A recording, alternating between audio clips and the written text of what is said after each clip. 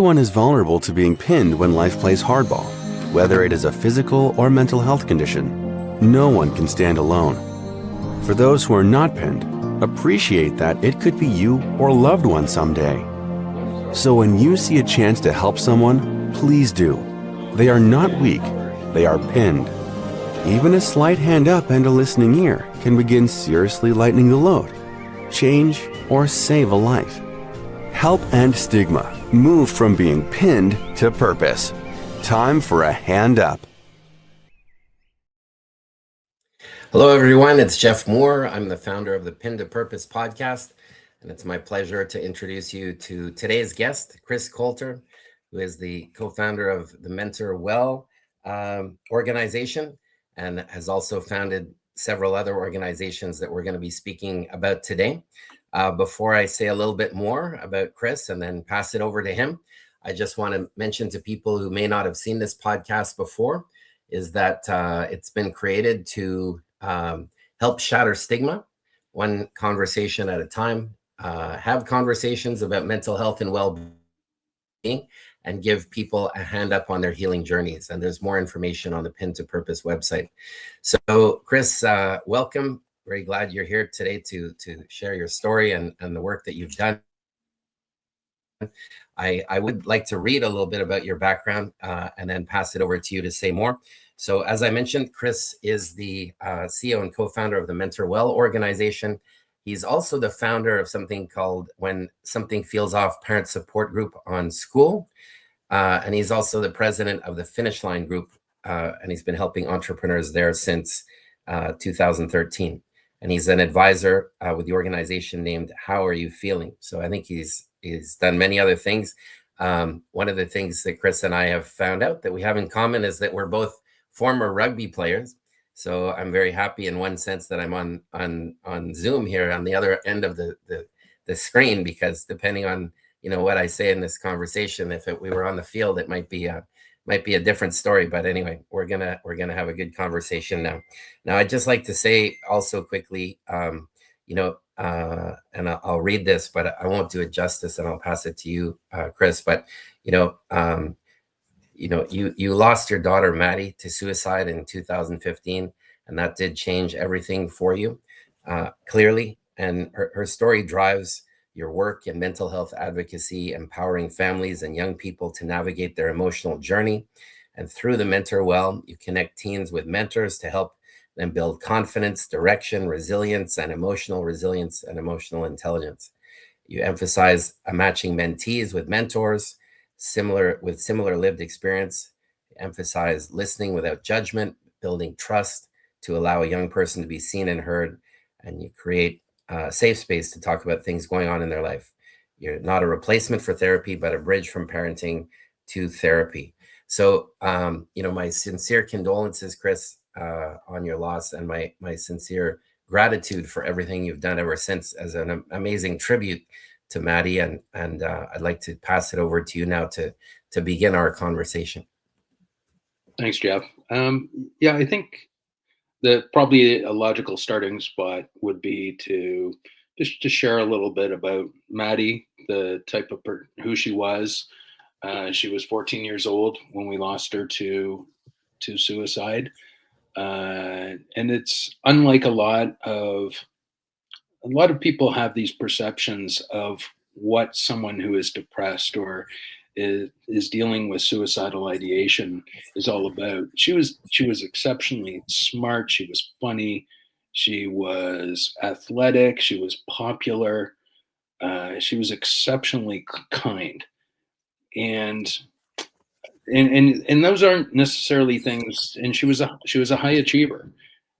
She supported and propped up those who were less fortunate or those who were maybe deemed the underdog. And I didn't find out a lot about a lot of the stories that happened until after she passed. But complete strangers, came up to me and just shared, "Listen, I want you to know this is what your daughter did for me," and Wonderful. Often at the sacrifice of her own life, her own light. And even though she needed it, she kind of deflected the attention from herself to help others. So, hey, I wish I could say it was a constant trajectory to where I am today, but the truth is, for probably the better part of a decade, I was I was I was unsure of what my path forward was going to be. I was unsure if whether I would have a path forward, and that's just what traumatic loss does to you. One thing I continued to do while I was struggling and grieving was I continued to write. I wrote continuously about the ordeals that we went through with Maddie, um, because I think it's important. Grief is often misunderstood, and there's often an awkwardness that people have towards grief. They don't know how to deal with someone who is going through something like I went through, how to approach them, what to say. So a lot of the stuff that I wrote about was stuff so people could actually relate to other people who are in a similar situation. And quite frankly, there's a lot of people who are going through a lot of this stuff that people don't people don't know how to talk to them. And that is a that is a really challenging part of this deep set loneliness when you're going through something like this. And so while I was while I was writing, I also had so many parents who reached out to me. And over the course of 10 years, I've had conversations with more than 2,000 parents who saw what we were going through and said, "Thank you for writing about this because we're going through something very similar with our child." And so it gave people a forum to be able to share their story, if not publicly, at least share it with someone who's been through it. And and I guess after about 9, 10 years, when when the brain fog and everything else starts to lift, you have this, or at least I did, I had this unbelievable amount of gratitude. And I thought, what would benefit Maddie had it been available back then? And that was the genesis behind the MentorWell. And the MentorWell has been up and operating for the last year and change, with all sorts of different iterations and nuances, because you can't always anticipate what grief and depression and mental health is certainly not a linear journey. So you have to take that into consideration. And initially, it started off as wanting to help kids, and it still does.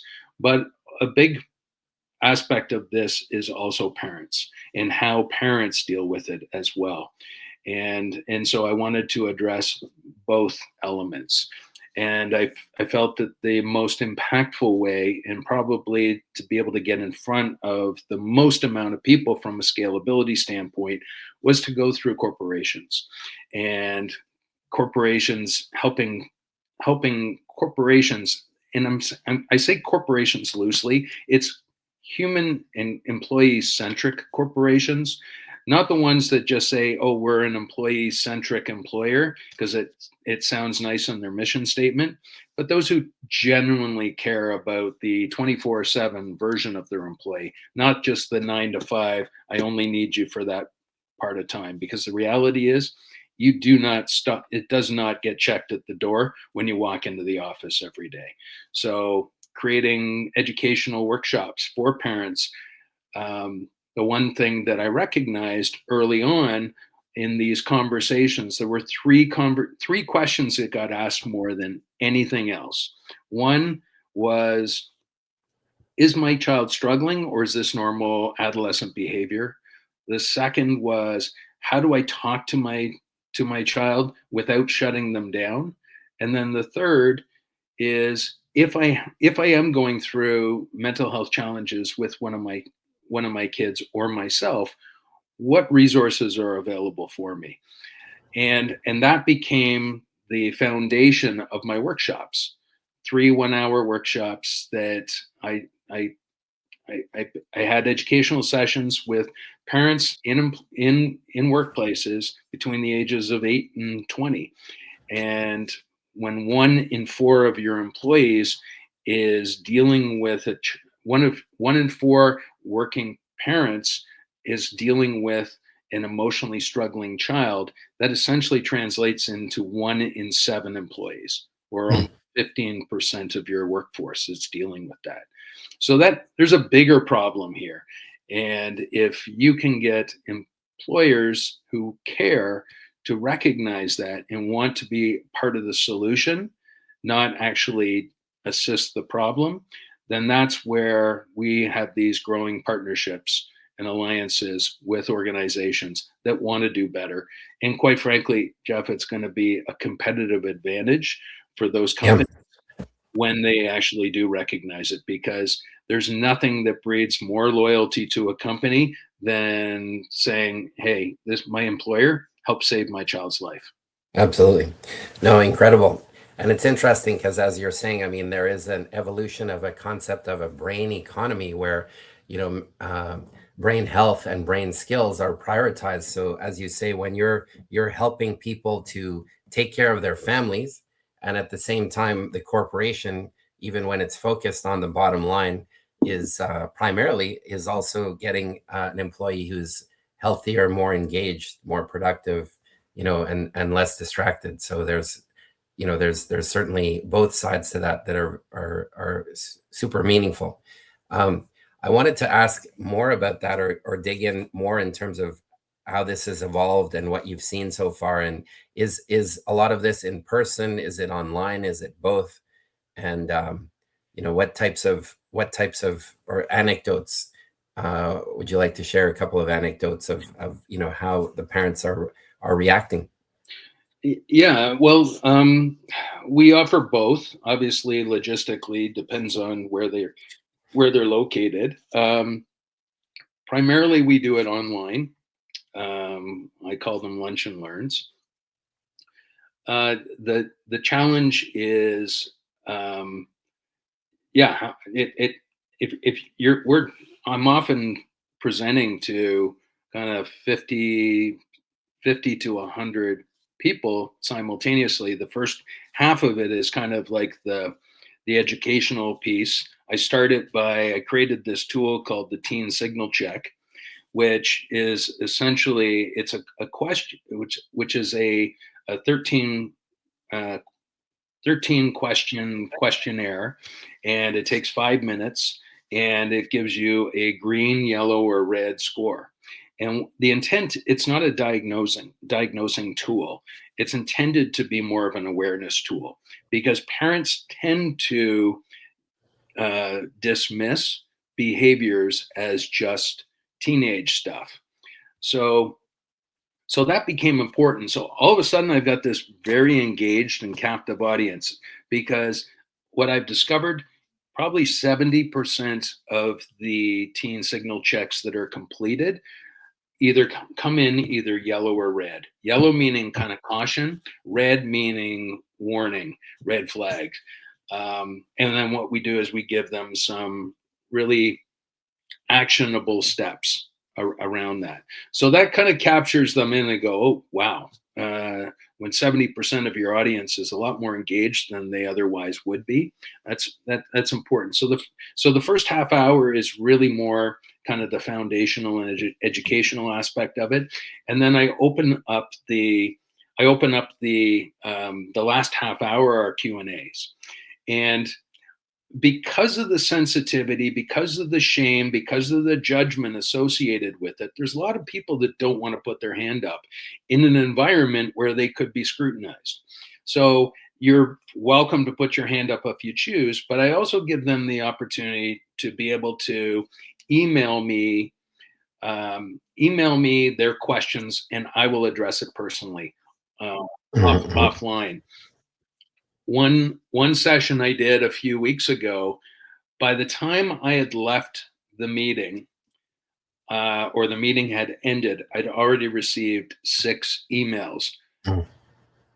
5 of them were employees, 1 of them was a manager. And it was specific to their child. and what they were dealing with, and how to deal with that. So that kind of speaks to, that's someone who they met an hour before, and they're more comfortable opening up to a stranger than they are to open up to, let's say, their boss, because of the scrutiny involved, or the perceived scrutiny. And there's that sense of fear that they can't talk about it in the workplace. So that was one scenario. Another one, I have for Canadian clients, I've got something called an expedited referral service. So I was conducting a seminar, and someone approached me, and this was an in-person seminar. Someone approached me after I finished and came up and said, "Chris, thank you for this. This was so helpful." She shared with me what she was going through with her 16-year-old son, how they hadn't been able to get a diagnosis, how they were on a waiting list for 4 months, and they still didn't have a definitive date to be able to get in front of someone. And we were able to utilize this expedited referral service and get her in to talk to someone within days. And so those are the types of stories where it's not something you walk into your HR manager's office and say, "I'm dealing with this," because you're not sure if you're going to get written up in the book. Okay, note to self: this person's got a struggling child. Note the next time they leave early, the next time they call in sick, the productivity dip, the presenteeism, the fact that they could up and leave at any point in time. This just gives them psychological safety. So that is something that is, this wasn't even part of my service offering when I came to market. Originally, it was mentorship, but I recognized parents were dismissing a lot of the stuff that should have been picked up earlier, and that made me realize this is too important not to get ahead of the curve. We've got to do some education for parents so they are actually aware of what's going on and not dismissing it as normal teenage behavior. I wanted to just mention, and we spoke about this a bit another time, but for Pin to Purpose, a key framing that I try to put out there is that people with mental health challenges and conditions are not weak, but they may be in a weakened state. So it's always interesting for me when I hear about, how the stigma or the feelings of reluctance to come forward in a corporate setting, depending on the culture and depending on, again, the perceptions of how they'll be treated are, because I think it should be understandable that at that time, yes, somebody's got a lot of weight on them. They've got a lot of pressure, and to help them as you're doing is normal. And it's extremely helpful. I'd like to ask you about the mentorship part a little bit, and how, as you say, that's evolved a bit, but how is that working now? So the mentorship, originally that was kind of my leading service offering, and I had a lot of really positive and encouraging words from parents in particular. That and so where it began was, as opposed to a traditional mentor, it's partnering up a mentor and a mentee who have our asset, our skill set is our lived experience. So it's someone who may have navigated a nasty divorce, someone who maybe sustained an injury of some sort, or a health scare, or they could be a Montreal Canadiens fan. These are all points that, although you're in the Yeah, we're not. The listeners are gonna understand that there's a little bit of this going on because I'm in Montreal and Chris is in Toronto. I'll leave my bias at the door. I won't flip the tables on him to do with the Maple Leafs. I wouldn't want to bring that up in 1967. I shouldn't bring that up, but anyway, let's continue. Fair enough. Yeah. So sorry, I just totally lost my train of thought because Right. I thought being funny was Yeah. more No, important. it's good. This is when I'm happy to be on the screen and not doing this live when we get into this. I'm glad. Otherwise, the high tackle and the old rugby days might come out, so that's not going to happen. Yep. But anyway, I can keep going for a bit if you yeah. want. So from a mentoring standpoint, so what we do is we partner up mentors with mentees who it could be 5, 10 years older who have been through similar lived experience, and there's something about someone who has been through, walked in their shoes, has come through the other side, even though at one point or another it didn't seem like they would. Um, Kids who have struggled with suicidal ideation or severe depression or any number of things that impacted their lives, and yet seeing them come through and now in a successful or thriving state, it just it helps the kids to see a path forward, that you know what, this person faced this, they got through it, and you know what, I can do it as well. And it creates a pattern for them. It allows them a belief in themselves. And we're not therapists, as I indicated earlier, but what we focus on confidence, we focus on resiliency, we focus on their direction, and we also work on the elements of emotional intelligence. So understanding one's emotions through self-regulation, self-awareness, empathy, conflict resolution. These are all things that are so important in life. They're essential life skills, yet our schools don't focus on them. And it even though it's been proven that emotional intelligence (EQ) has a more has a more grounding effect on kids than IQ does in one's success. So that's why we kind of went that way with mentorship. And I thought long and hard about this, and if Maddie had talked to someone who was 5, 10 years older, who had been a competitive swimmer and felt burnt out, had navigated a really nasty divorce through their parents, maybe she would have seen a path forward as opposed to not seeing a way out.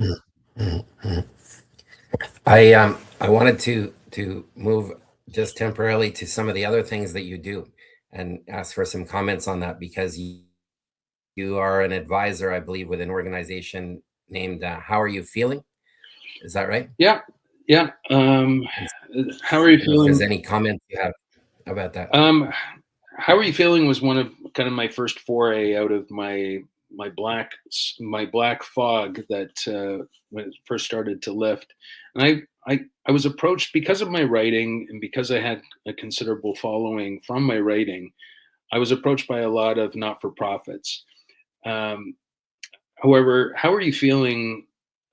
It was a different solution. It was a company that wanted to teach kids how to understand their emotions, and I really loved it. I watched the program intently. We went and we spoke to over 600 kids, utilizing and leveraging their volunteer hours, and we taught them about their emotions.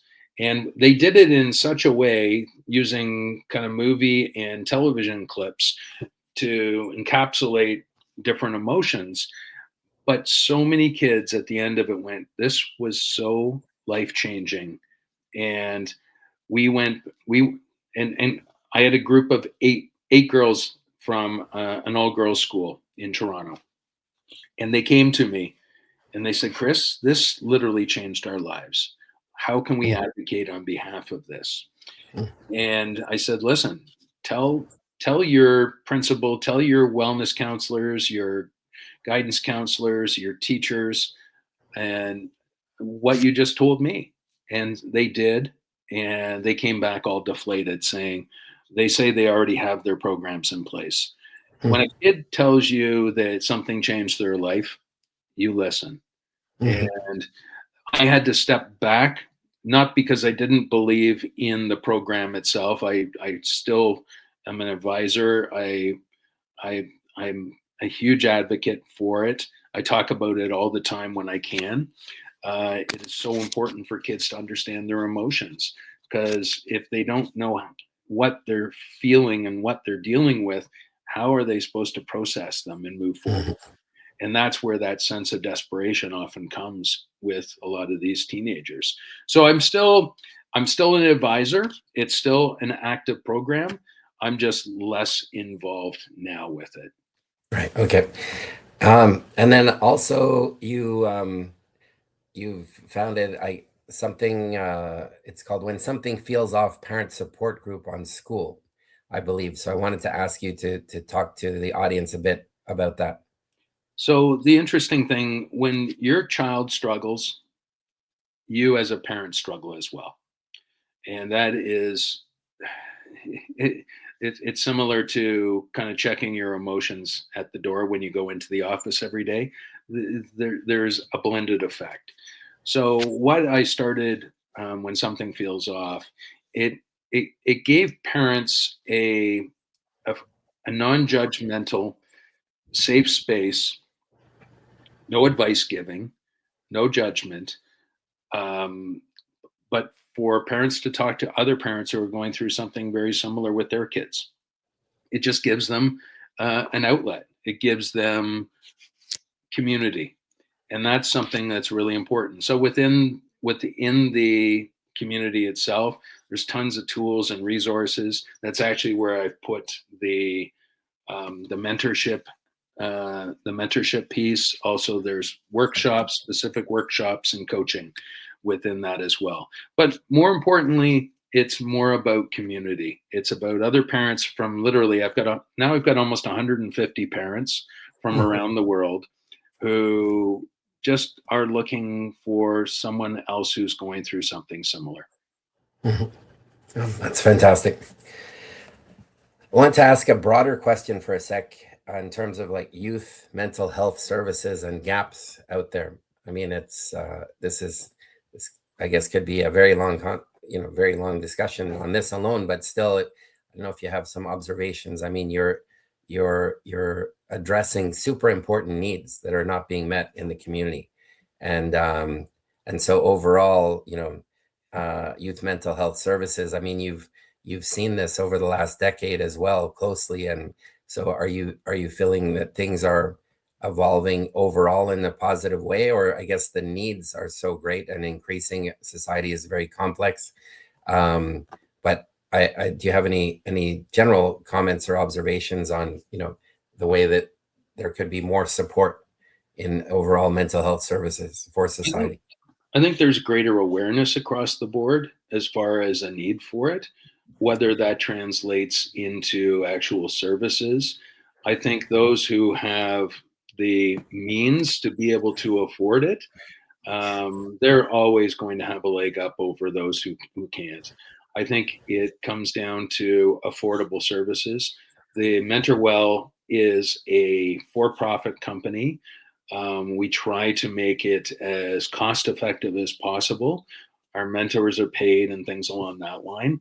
The challenge is, or the opportunity is, once I get this to a place where I feel it's got kind of the legs to be able to stand on its own, I envision this as having a charitable arm attached to it, which will hopefully afford kids who otherwise wouldn't be able to afford mentorship, the ability to be able to have someone in their corner, to have it subsidized or paid entirely by the charity.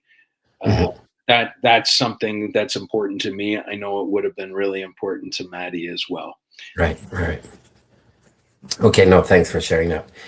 We're both volunteer ambassadors with an organization called the Real Mental Health Foundation.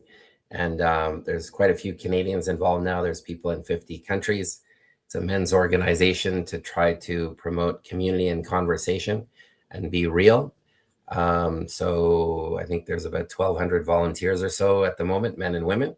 And wondered if you had any comments or observations on the organization so far, and the community that they're trying to build as a piece of the puzzle in the big picture. Yeah, no, I think Sean's done a great job of. It's a great initiative. I think and you've been on these speed friending uh, discussions as well. It's not common to have so many men to be so openly vulnerable, sharing their vulnerabilities, their insecurities, why they're part of the real. I think, and guys, let's face it, we're not the most kind of, hey, let's open up the kimono and share everything that's going on in our life. Um, so I think it's great from an awareness perspective. I think John's it's going to be a big task to be able to mobilize it to where he wants to, but you know what? I think it's a great initiative. It's starting important conversations, and I think it's nothing bad is going to have from being open and honest about what Yeah, what you're dealing with. absolutely, absolutely. And for yourself, as you look towards, we're getting towards mid 2026 and then next year, et cetera, do you have certain plans and hopes as help more and more people over time with MentorWell and through, your other work? You know what? It's really just getting my name or getting the MentorWell name out there. Um, I'd love for Maddie to be an internet celebrity. Uh, she would love it because she. Anyway, Yeah, you know what? For me, it's about creating this meaningful legacy in her name. And right. she was a special person. She Mhm. is a special person, and I want people to remember her for what she contributed, not in how she died. Mhm. And that for me is the most important legacy. With Maddie, also with her brothers Zach and Sawyer, who are also involved with this.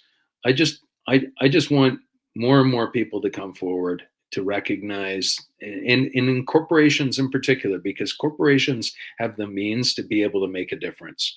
Mhm. And um, it's not going to be for every corporation, but those corporations who get it, who recognize this could be a significant competitive advantage for them, and those who really really care about their people, I think, are in a position when the tides change with regards to hiring.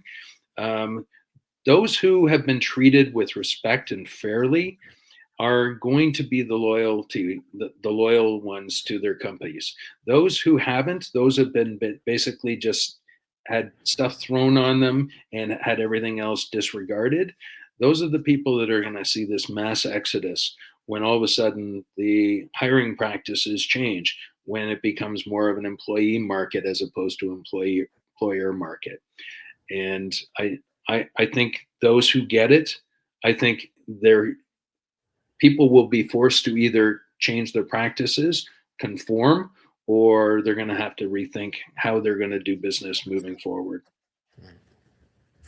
That may be a good way to wrap things up, but I wanted to double check with you if there's any other messages or comments you want to share with the audience before we wrap it up. No, other than for parents, it, parents are dealing with a lot. They're dealing with a lot of emotional volatility within their kids. Um, the thing that I tell most parents is when your kid starts to talk and open up to you, don't instantly jump in and start giving advice or trying to fix the problem. Just sit with it, listen. And there's who I know you know, Kevin Hines with The Real. Kevin shared with me about a year and a half ago a phrase that he and his wife use all the time, and this is something I've taken the liberty, and I give Kevin credit most of the time, but when your child starts talking and you have the urge to be able to want to jump in, ask this phrase: is this a fix it or feel it conversation? Meaning, is this something you want my opinion on, want my advice on, or do you just want me to lean in and listen? And they will tell you. And we have to resist our urges as parents to want to become those fix it monsters, and just be there for them in the awkwardness and the silence, just knowing that it's a safe space for them to be able to openly and honestly communicate and open up for you or to you. Right. Thanks. So for all of our listeners and viewers here, please reach out to Chris at thementorwell.com if you'd like to connect on any of these topics. And Chris, again, it was great to have this open conversation today. I'm sure Maddie is incredibly proud, and it's wonderful what you're doing. And hopefully someday we will meet in common or in person, and maybe toss a rugby ball around, but we'll see. I don't know about that, but yeah, meet in person for sure. Okay. All right. Thanks again. Take care. Thanks, Bye. Jeff.